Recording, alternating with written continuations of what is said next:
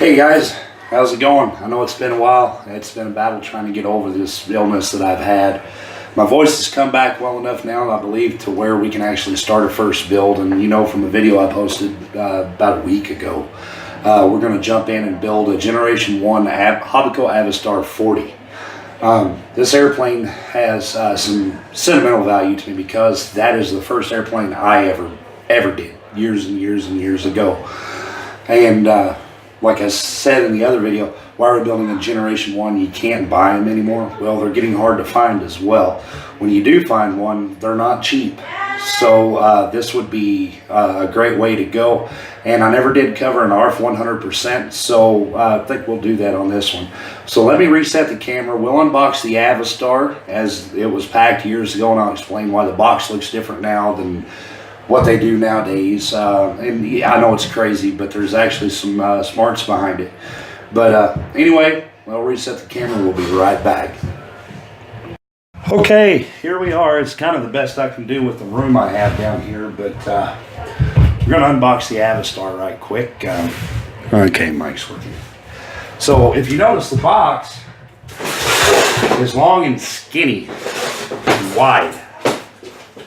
Unlike the ARFs that come now, they come in kind of a narrow box and taller.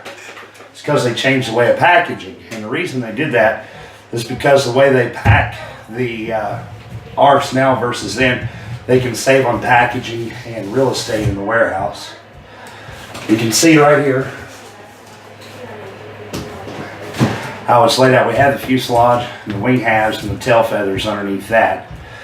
But man, this brings back a lot of memories. Got this back in the late 80s. That was a long time ago, but saved and bought this along with the OS 40 Max and a JR proportional 4-channel radio. And that was a lot of money to me back then. I can't even really remember how much it was, but it seemed like I worked forever to get this set up. But I got it. And I can remember I packed this box and a couple other boxes in my bedroom. And well, Mom wasn't necessarily happy I blew all my money on an airplane, but and that was then. And then years later, she realized where I took my hobby, and she kind of promoted it. She was always supportive of it afterwards. And there's even more stories about this Avistar cruising on down the road several years later. We'll save that story for another time. But this one, 1988. That's how old this particular airplane is. We got our manual. The manuals are a lot better now than what they used to be. But I mean, it's not a color manual. You know, none of them hardly are. Very rarely do you ever find a color manual, but they had pictures of every step. Even back then, it was a good platform to build from. There it is, talking about the brass hinges I was talking about in the other video. Those are neat. I hadn't decided if we're still going to use them or if we're going to change to CA hinges. I'll make that decision later on down the road. I'll say later on down the road here shortly. But man, there's a lot of memories here. And I can remember my buddy Josh, he came over and we worked together all night. I think we finally quit working about 3 o'clock in the morning. Both of us were beat. The smell of epoxy and gluing our fingers together and all that good stuff and figuring out linkages and stuff. Man, it was a good time. Man, a lot of memories right here. Anyway, that's our manual. We have our wing halves. Now this one was purchased off of eBay, and show you a couple things that are different. The quality that's changed in the ARFs since they had moved on to the Gen 4 Avistar. A lot of things have changed. Well, I see a couple issues, but it's no big deal.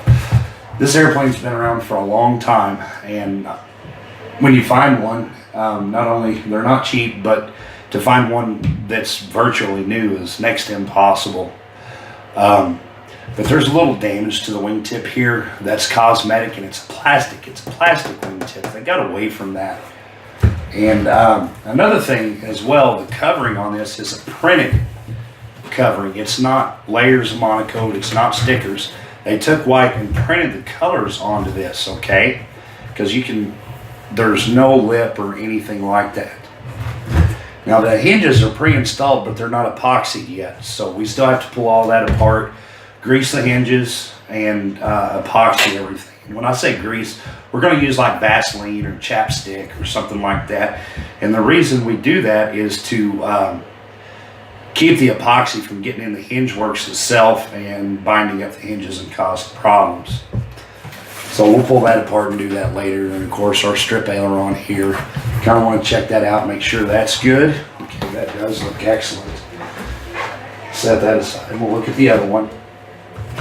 Now I've already looked at this, so I already know what's going on with this one. With this particular one, there's some damage to the strip aileron here to where it's separated. It's no big deal. We'll just take some CA and glue that back together and everything will be just fine. So I'm not upset because this airplane, like I say, has been hanging around since 1988. I'm surprised there's not more damage than there already is.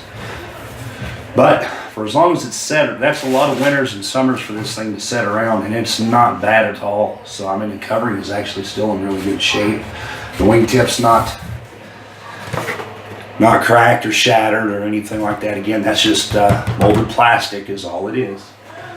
So I'm actually really impressed. And another thing that is done different, the Avistars that you buy, the Gen 3 Avistar on up, they actually took the covering over to the root rib. Now see, if you notice, the covering don't quite exactly go to the root rib, which is fine because they included a piece of red tape to go around the wing at the seam after we join the wing halves. And we'll cover that later on in the video after we repair a little damage. So I'm not upset with this. This is actually a really good deal, or a really good airplane. Now we get into the fuselage. Now there's some differences here in the design. If you'll look at the cheeks of the fuselage, they come to a point. I think that looks better than the rounded cheeks on the Gen 2 and Gen 3 Avistars. So I really like that. And another thing that they quit doing, I wish they didn't quit doing this, but there's a fuel tank hatch right here that you can take off, and we'll install 4 screws to do that. That gives you easy access to your fuel tank. I wish they would have kept that up in the design, but they didn't do that.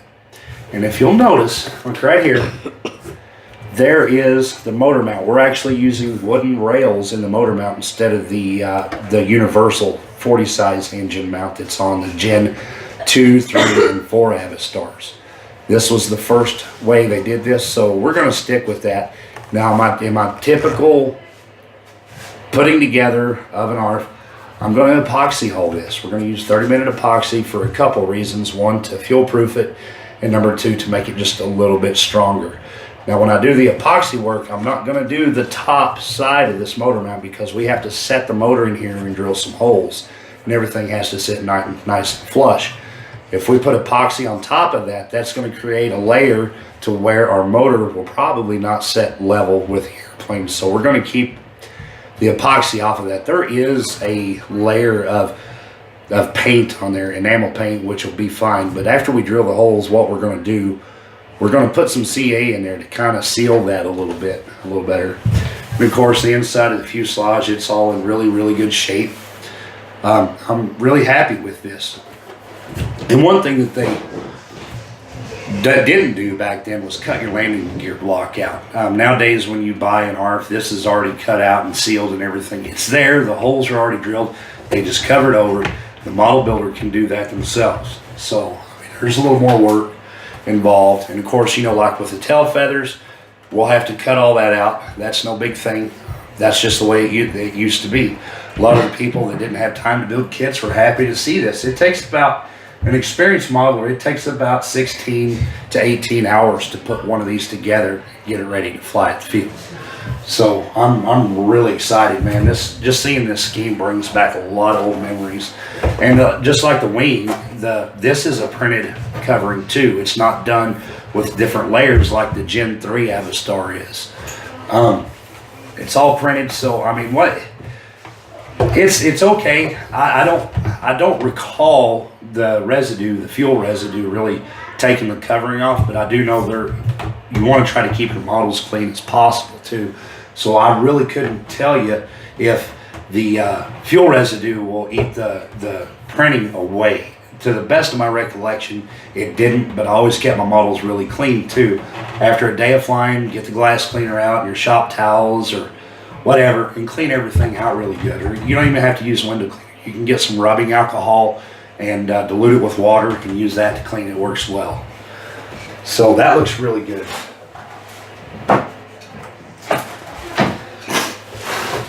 And then we have our tail feathers, the elevator and the rudder. Make sure here. Okay, I was just checking because this, again, is a new recording setup. I'm using my Yeti Blue microphone with Samsung S8 telephone to shoot the video. And I married the two together, and we are hopefully going to get some high quality stuff out of this.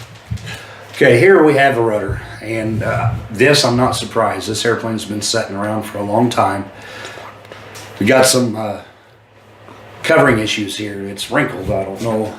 There we go. You can see that there. That's no big thing. I'm not going to address that until after we have this installed in the airplane because it stops right here, okay? So I want to make sure I get this glued into place well before I come in and blow these out with a heat gun so that we don't wind up pulling our covering. Because what will happen is when you start applying heat and this stuff starts to shrink, it'll actually pull up and away from the airplane fuselage, and we don't want to do that. And of course, we have our brass hinges in there. Okay, can you see that right there? Those are our brass hinges. And we have a little bit of a covering issue to deal with at the top of our rudder. You see where it hits the plastic. We'll seal that down, and then we'll come back and trim just a little bit of that plastic off. It's no big thing. You know, this is back when ARF technology was first hitting the market, and then we're learning how to build these things. The quality of ARFs today are so much better than what they were. But, you know, again, this is a lot of memories coming back to me. You know, I'm smiling from ear to ear because of this. This is just really, really awesome. So that's our rudder. And all of our control rods, if you look, that's kind of neat. That's the way they used to be, a wooden rod. Even in the Gen 2 Avistars, they still had that style of control rod. That was to help prevent buckling of the control rod itself. But, you know, the elevator, the stabilizer and the elevator, they all look like they're in really good shape. The covering is not wrinkled very bad. Again, it's all printed. That's not terrible. There's probably a little bit of trimming we'll have to do to the plastic. That's no big thing. It's just part of the way these old ARFs were. Of course, we got the brass hinges in there as well. These things were built a lot heavier than they used to be. They're a lot lighter nowadays. So I'm kind of glad I'm powering this with the Super Tiger 45. Matter of fact, I said when I bought this original kit, or the ARF, I had the OS 40 Max on that sucker. And it was enough to fly the airplane, barely. It flew, but there was one situation. I was rolling down the runway. I had just soloed. I still had an instructor out there with me. I took off, but I was anxious and I yanked it off the ground just a little bit too soon, and the airplane tip stalled on me. And that's where you're going fast and you're not really going fast enough, I should say. And you pull back on the stick, and that airplane comes up off the ground. The wing is just producing enough lift to start flying, but not enough to fly well. Well, you pull up, you take that airspeed away. What happens? You stall. Well, I had one wing low, and I mean, it just went over. And my hand is not doing a justification. It was probably like a 20-foot arc. Went over behind the pits and set down on the other side of the fence line. This is out at the Chisholm Trail RC Squadron Field out by Duncan Lake in Oklahoma. And it killed the motor. I couldn't see what happened to the airplane, and I just knew it was in 100 pieces when I went to go retrieve it. But I'll be darned, I climbed over the fence, walked over there, and there it was, sitting pretty on all three gear, motor not running, all in one piece, everything. So I took it back, made sure everything still worked good, started it up, and we flew again. So I was really surprised. So lesson learned, not enough power. You can always add power. There's no substitute for horsepower, but you can always throttle back. A couple weeks later, I worked and saved some more money, and I bought a Super Tiger 45. This is back when they were made in Italy, and that's just the same exact motor I have to put on this airplane as the Super Tiger 45 made in Italy. So I'm trying to put this thing back exactly the way I had my original one. The only thing I'm going to do different, instead of running a JR 4-channel proportional radio, we'll be running Futaba 2.4 radio gear. A buddy of mine asked me, said, why not put it back original? I said, well, I really don't have any 72 or JR stuff to put with it, so I'm going to stick with, I know what works. We're going to go with the F word, Futaba, and run Futaba radio gear in this airplane. So let me reset everything, and we'll get to work on this thing, and we'll set some hinges today. How does that sound? We'll reset the camera and we'll be right back. Okay, here we are. Got our book out and kind of looking through here. First things that we need to do is build our wing joiner. Now back in the day, they weren't very good about putting addendums in with the instructions. I don't know if you can read it or not, but it says locate part 6, the wing joiner. Join the 2 wing joiners together using a light coat of epoxy. They should form a V as shown above. Okay, I know it's kind of hard to see, but that's actually a V shape, setting the dihedral in the wing that needs to be there. Well, when I opened my wood hardware bag, there were 3 of them. Okay, there was no addendum, so I looked. What I did, took the 3 of them, put them together, and they fit perfectly in the wing joiner hole on the wing. So there's 3 of them instead of 2. So doing that first,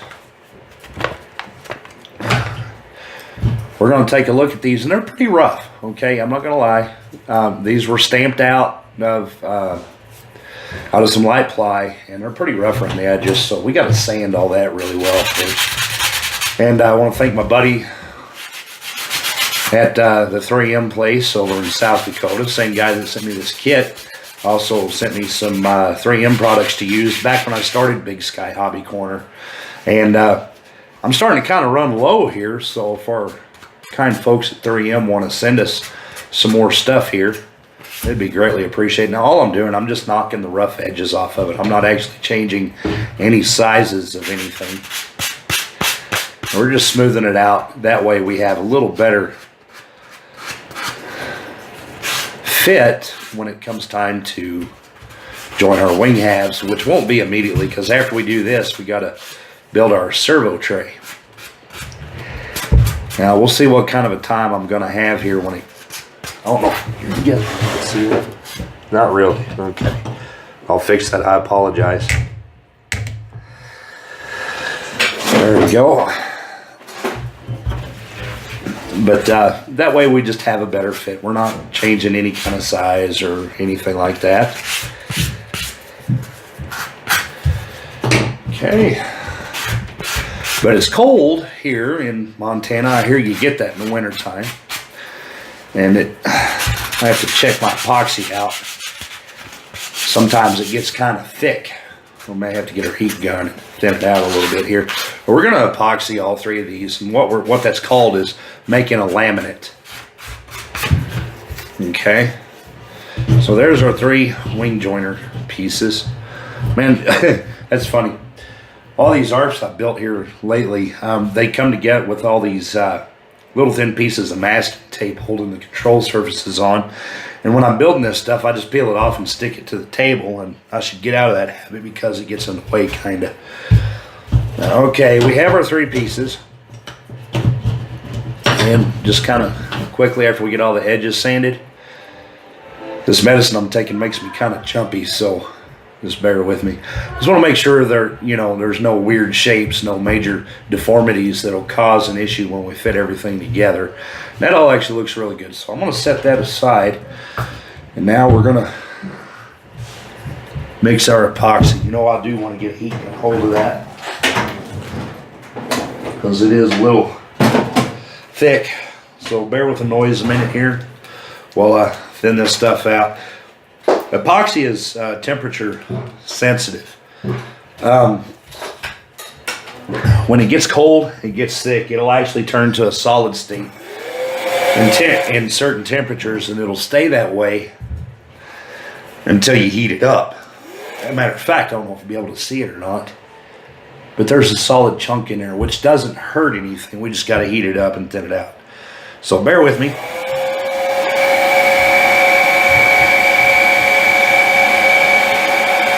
Want to get this a little extra hot.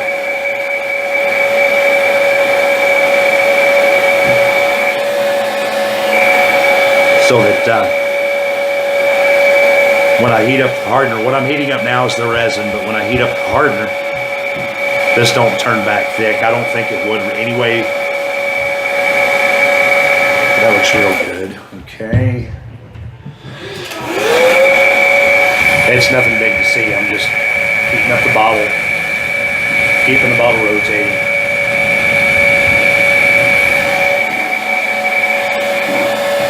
It just makes it a lot easier to work with.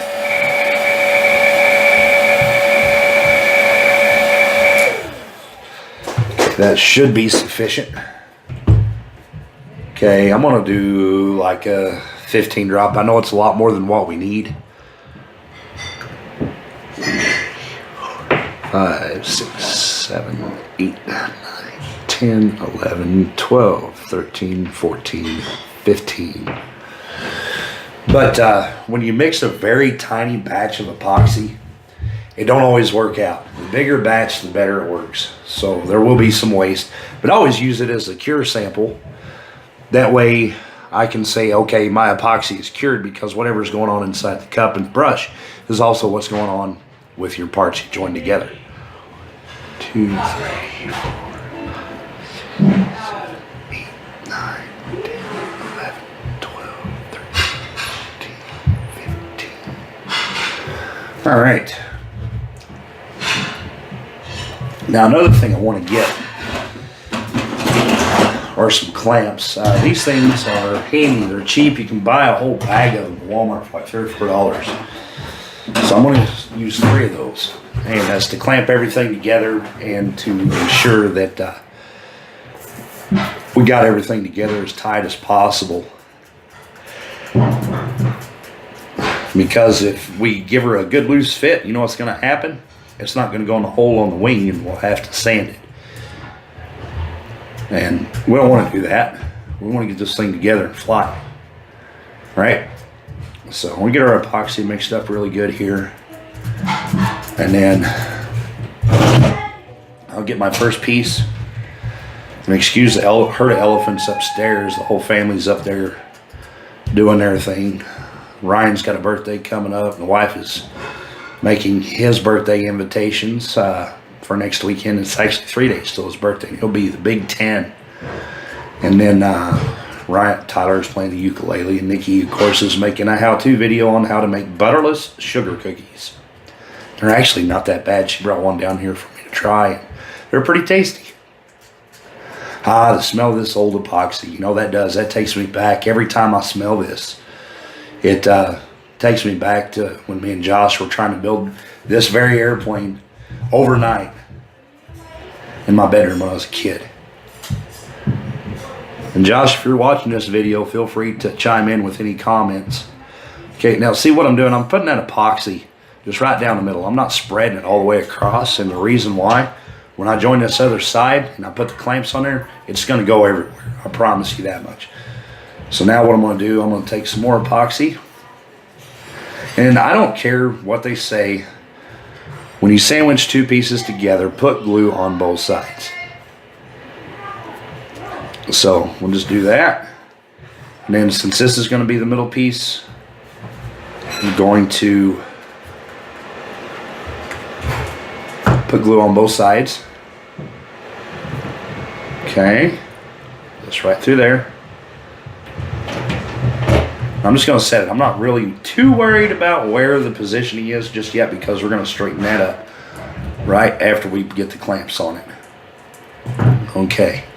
And then again on the third piece, just the one side, right down the middle.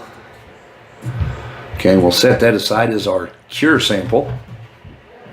That'll tell me what's going on as time goes on. Okay, and we'll get a clamp. Put it over here. That's not lining up real well, is it? That's fine, I'm not worried about it at this point. Clamp right there. Got epoxy on the table. It's cool, that's a build table, that is what it's for. Put a clamp in the middle. Now we got everything clamped. Use that lubricity that the epoxy provides. Get everything slid together and lined up. Set that there for a second. Make sure you wear old pants, that way you don't get yelled at when you wipe your fingers off on your pants. We're gonna wipe off this excess and you're gonna shift everything while you're doing this, but you know, it's gonna cure up here in about 20 minutes. And it's better to get it now than have to sand it off a little later. And if you get, oh, is that for me, sweetheart? Yep. Awesome, thank you. My daughter just brought me one of those sugar cookies because I liked them. And anyway, you get little epoxy on your build table, your build surface. That's fine. Ain't no thing. A little bit of, yeah, I can tell I used way too much. A little bit of acetone and some soak time. We'll get that right out of there. Okay, we got all the excess wiped off. Now we have our wing joiner, just kind of giving one final look over, making sure everything's lined up. Because whatever don't fit in the hole, we got to sand off. So now we'll let that set aside, and I'm not gonna mess with that for 24 hours because before I have to do any kind of sanding or fitting, I want it to be cured and good to go. All right, so I'm gonna use a little bit of this acetone here. See, it's just stuff you can get at the Walmart. Works great. Just use it, wipe that extra up. All right. Works good as a fire starter too. All right. Okay, we got that mess picked up. Now, moving on, it is time to build our servo tray for the wing. Now they throw you 2 little blocks of wood. Don't get any ideas, don't throw those away because you will need those. And you'll see this little light ply die cut piece. That's the part we're gonna need. So we'll just poke that center section out. I've got a habit, you can throw it away if you want, but I'll hang on to this stuff because you'll never know. You know, I need a little piece of 3/16 light ply or whatever. Oh, hey, I can use this. So, I mean, I'll just hang on to stuff like that. I know it's ridiculous, but it's what I do. Okay, what we wanna do is place these 2 balsa blocks right in here. Now, before this is all done, this will be coated with epoxy, but for the meantime, I'm going to use Fast CA just to get it into place. Actually, you know what? I think it's about time to show you guys. You can use medium as well. And so, what I do, I buy my CA in bulk. This is actually Hobby Bond, not a sponsor of the show, but I'll buy it in big bottles. And then I'll put it in these little bottles. That way it's easier to deal with. So,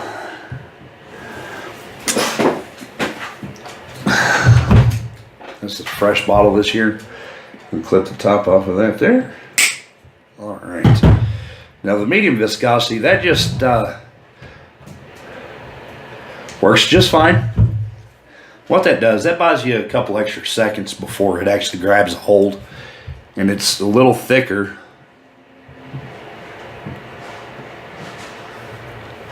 And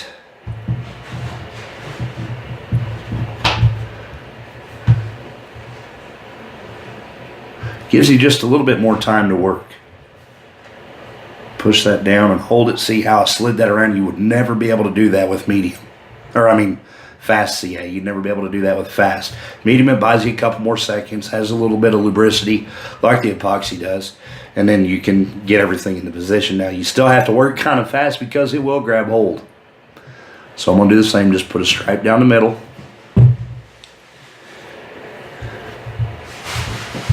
Get that in place. You know, I wish I wasn't so darn shaky that they got me on medicine for my voice to come back and it's working.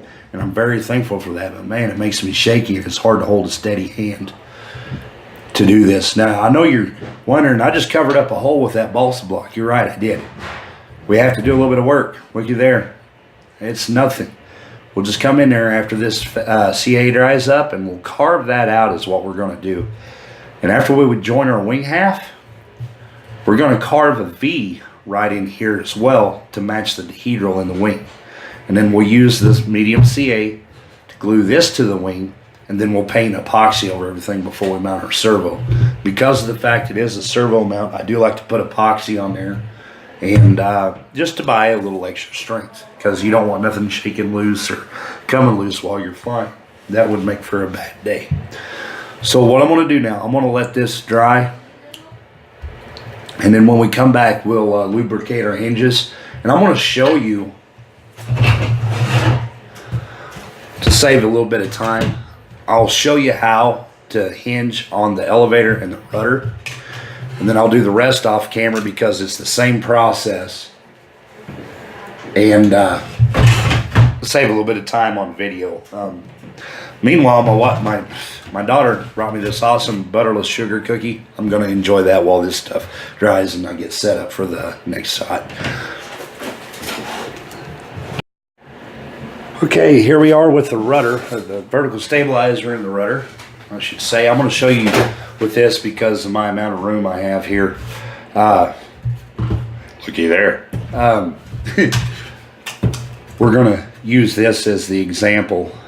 Okay, now they come with these hinges put together, pre-slotted and everything. Now what we want to do is carefully, and that was a good cookie, but it stuck to my teeth. Gently pull these things apart, okay? Don't get too rough because there are cleats in there that help grab the wood. And when we use the epoxy on these things, it all helps grab. You won't have any kind of separation. So if you look, those hinges, those slots are actually a little too big to use CA hinges, so we're going to go with our epoxy type, use these type. Now if you look, it's kind of cool. It's a brass hinge like what you have on your door, and what it is, it's a piece of brass folded over a pin, and then they flatten the brass end out to keep it from sliding through. It's actually a really neat way to do that. But the C8, see, they're kind of limited on movement, which is fine for this. Remember, it's just a trainer plane. There's plenty of movement. And you can, what I do with the, or what I did with these last time I dealt with them, I just kind of worked them a little bit to kind of loosen them up because you do want free movement.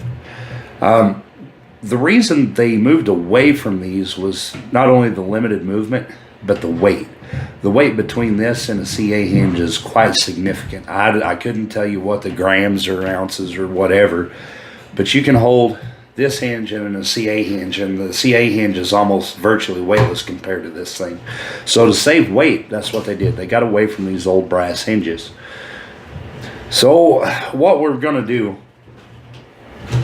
is, in the instructions, you're supposed to take a little bit of Vaseline and put on your hinge line on both sides and work it.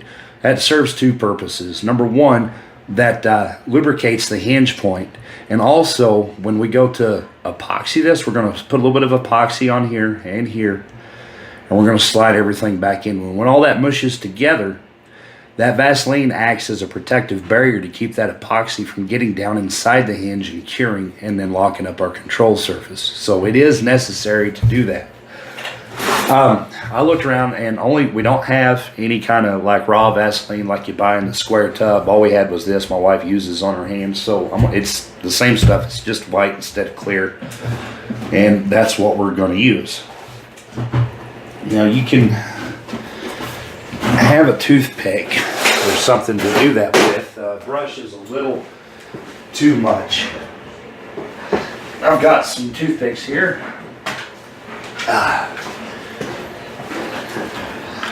Over in the old Bud Nosen box.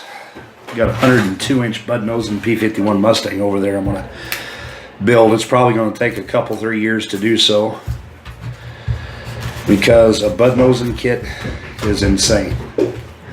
Okay, this came with it, so I'm sure these toothpicks probably came from TGNY 30 years ago with a kit. And that's what we're going to do. I'm going to get a little bit of Vaseline on the toothpick here. It doesn't take much. Why can't you finish one thing before moving to Oh. the next? God, I was taking a break. And to say it was the easiest stuff to deal with. Okay, that stuff cannot stay in my bedroom. So Go upstairs and I'll flex the hinge point. I'll just run it right down the line on that thing. Now you don't want to get it out where your epoxy has to cure to it. Okay, you're so picky, Mom. But get it in there real good like so. And we'll just kind of flex it a little bit. What that does, that works the lubricant down inside.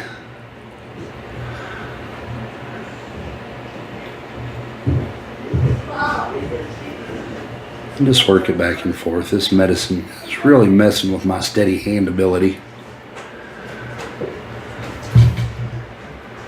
Work it around. And another thing we're going to do as well is I'm going to take some sandpaper and kind of rough that brass up. Every little bit I can give that epoxy something to hang on to. Just helps.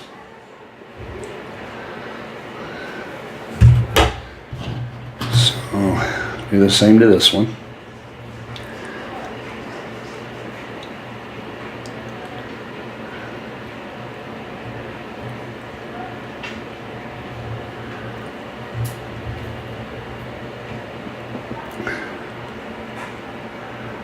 I can remember the first time I flew this airplane.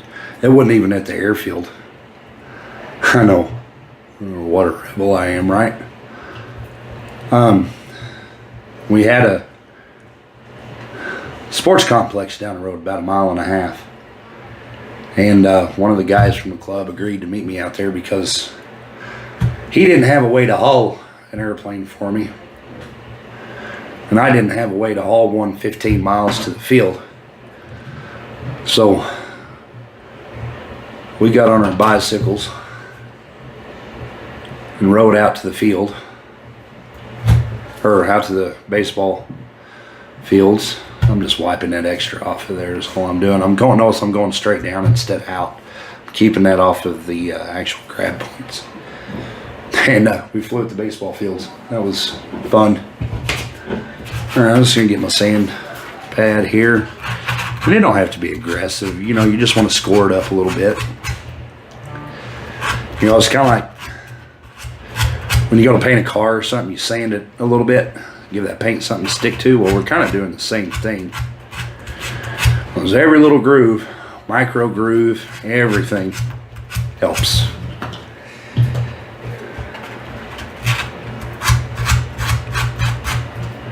And it doesn't take a lot.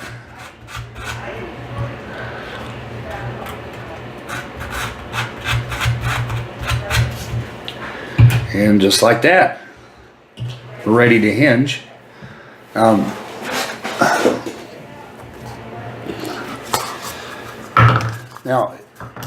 I laid that down on purpose to show you something.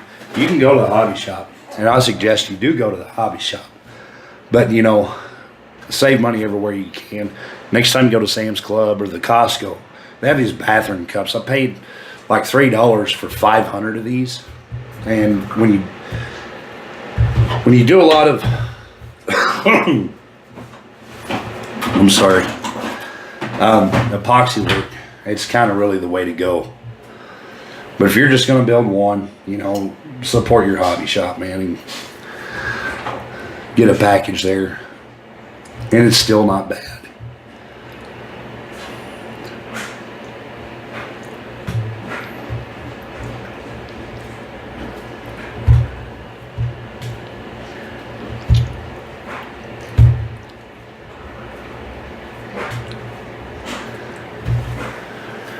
Now you're probably wondering why don't we work the Wonder TV Magic and have this ready to go. It's because if I mixed it up beforehand while I was doing all that work, I'm really eating into my cure time and my work, or actually I should say my work time.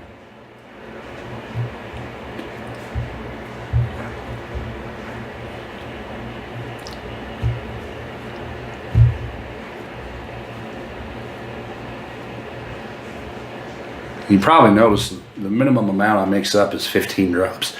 And I may have to call this video here pretty quick and publish this one for you guys. Starting to have a hard time talking here, but the 15 drop minimum is what I found to be what cures best, because usually in your smaller batches, say like 3-5 drops or so, which is all I really need for this, it cures kind of gummy. It doesn't work out real well. So I'll do a 15 drop minimum. Have I been building this off camera, I would have done all the hinge points at the same time. And 15 drops probably would have done all of them. Still have a little bit left over, but I've got a ton of epoxy at the moment. So I'm not too worried about it at this point. Now I'm not going to hinge the rest of the stuff on camera and bore you guys to death. It's going to be the same process, just on different control surfaces. The rudder has 2, the elevator I think has 4, and each aileron has 4, I believe. No, I'm sorry, the elevator has 3. The ailerons have 4. That, and I got a little repair work I need to do to one of the wings before I hinge it anyway. It's just going to strip aileron back together. So I'm just going to put a little epoxy on the outboard of that, okay? Now see, these things don't buckle like CA hinges, so I'm not too worried about it. And I always put the head of the pin towards the top of the surface since it's going to be vertical. It won't come out regardless, but just peace of mind. Okay. A little much. A little bit goes a long way. So we'll get that there. Yep, I'm having a hard time here. Put that there. Wipe that away from the hinge. Now you see why we put the lubrication inside that hinge point. Now it still may kind of stiffen up from a little bit going on the outside and curing, which is fine, but you can work that loose. There's the top one. Now see, from the age, that is separated a little bit. It's going to give me a hard time going together, which is fine. Patience is a virtue. Keep your cool and everything will work out. Okay, got a little epoxy on my fingers there. I don't want to really get it on my surface. So we'll slide that in there just like that. Whoops, that was upside down. See, had that been a CA hinge, I'd have been screwed. But CA hinges don't work like that. Okay, fold it one way, wipe it. Fold it the other, wipe it clean, make sure we're seated good. All right, now what I'm going to do, I'm going to put a little epoxy on those two. And then we'll slide our rudder in place.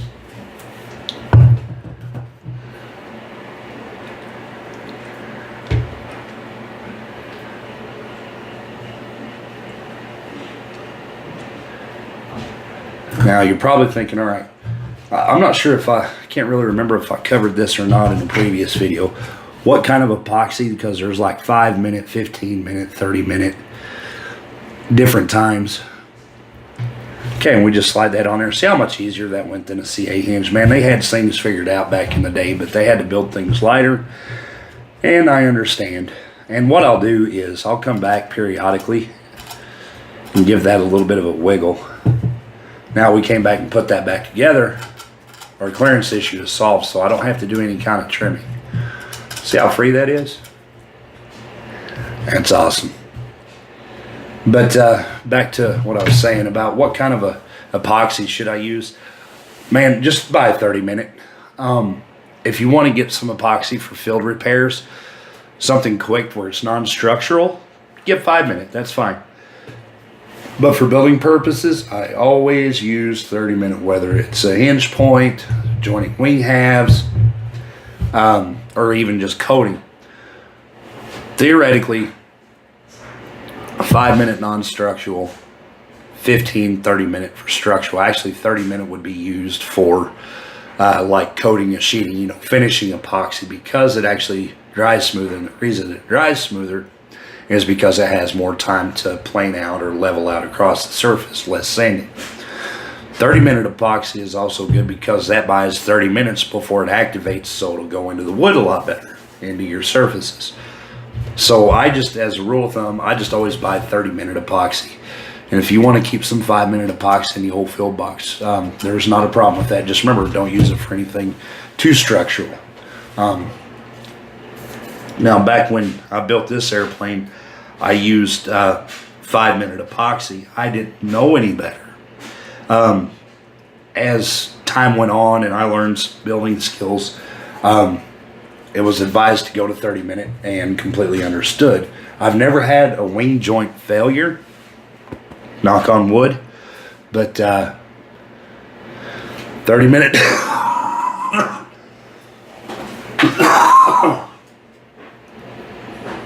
excuse me,